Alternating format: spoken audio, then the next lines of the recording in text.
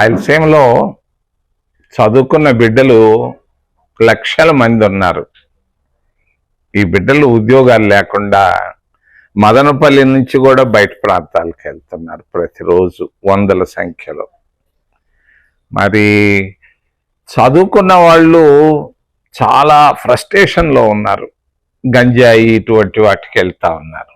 ఈ బిడ్డలకు సహాయం చేయాలనంటే బయట ప్రాంతాల నుంచి పెట్టుబడులు అవసరం. మన ప్రాంతంలో పుట్టినటువంటి బిడ్డ, మన రాయలసీమ ముద్దు బిడ్డ సత్యనాదెళ్ల గారు మొన్న ప్రధానమంత్రిని గారిని కలిశారు. కలిసి పెట్టుబడులు పెట్టాలనుకుంటున్నాను భారతదేశంలో అని చెప్పారు. వాళ్ళు దాన్ని గుజరాత్ వైపు తీసుకెళ్లాలనే ఆలోచనలో ఉన్నారు.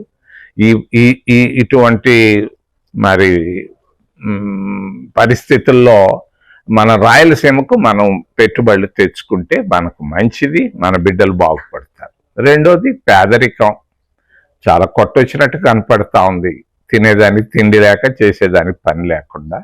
మరి కాంగ్రెస్ ప్రభుత్వం, యూపీఏ ప్రభుత్వం ఉపాధి హామీ పథకాన్ని తీసుకొని వచ్చింది. ఆ పథకాన్ని నిర్వీర్యం చేస్తున్నారు.